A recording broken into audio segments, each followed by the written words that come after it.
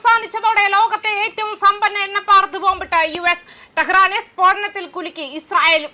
Iran പരമോന്നത നേതാവ് മുസ്തഫ കൊല്ലപ്പെട്ടു എന്നും അബോധാവസ്ഥയിലെന്നും റിപ്പോർട്ടുകൾ പുറത്തു വരുന്നുണ്ട്.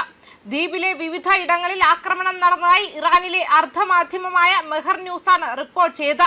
ചൊവ്വാഴ്ച രാത്രിക്കകം ഹോർമുസ് തുറക്കുകയും വെടിനിർത്തൽ കരാറിലെത്തുകയും വേണമെന്നാണ് ഇറാനോട് US ആവശ്യപ്പെട്ടിരുന്നത്.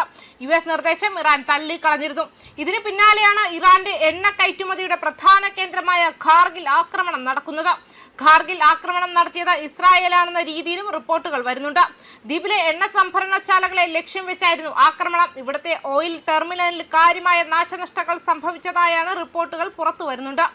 ഇറാന്റെ എണ്ണ കയറ്റുമതിയുടെ നട്ടലാണ് ഖാർഗ് ദ്വീപ്. ഇറാന്റെ എണ്ണ കയറ്റുമതിയുടെ 90% കൈകാര്യം ചെയ്യുന്നത് ഈ ദ്വീപ് വഴിയാണ്. ഇറാന്റെ ഊർജ്ജ സംവിധാനങ്ങൾക്കും അടിസ്ഥാന സൗകര്യങ്ങൾക്കും നേരെ ആക്രമണം നടത്തിയാൽ മേഖലയിലെ US-ന്റെയും സഖ്യകക്ഷികളുടെയും ഊർജ്ജാടിസ്ഥാന സൗകര്യങ്ങൾക്ക് നേരെ ആക്രമണം നടത്തും. IRGC മുൻപ് മുന്നറിയിപ്പ് നൽകിയിരുന്നു. ഇതിനു മുൻപ് ഖാർഗ് ദ്വീപിന് നേരെ US ആക്രമണം നടത്തിയിരുന്നുവെങ്കിലും എണ്ണ സംഭരണശാലകളെ ലക്ഷ്യമിട്ടിരുന്നില്ല. അതേസമയം ആഴ്ചകളായി തുടരുന്ന ദുരൂഹതകൾക്കൊടുവിൽ ഇറാന്റെ പുതിയ പരമോന്നത നേതാവ് മുസ്തഫ ഖമേനിയെ കുറിച്ചുള്ള ഞെട്ടിക്കുന്ന വിവരങ്ങളും പുറത്തു വന്നിരുന്നു.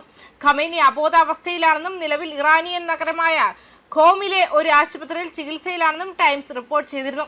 US, ഇസ്രായേൽ ഇന്റലിജൻസ് ഏജൻസികൾ ഗൾഫ് സഖ്യകക്ഷികളുമായി പങ്കുവച്ച നയതന്ത്ര രേഖകളെ ഉദ്ധരിച്ചാണ് റിപ്പോർട്ട് പുറത്തു വന്നത്.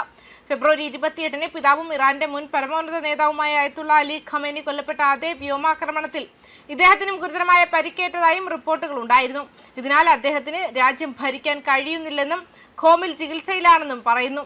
മുസ്തഫ ഖമേനി അതീവ ഗുരുതരാവസ്ഥയിൽ ഖോമിൽ ചികിത്സയിലാണുള്ളത്. ഭരണകൂടത്തിന്റെ ഒരു തീരുമാനങ്ങളിലും അദ്ദേഹത്തിന് ഇടപെടാൻ സാധിക്കുന്നില്ല.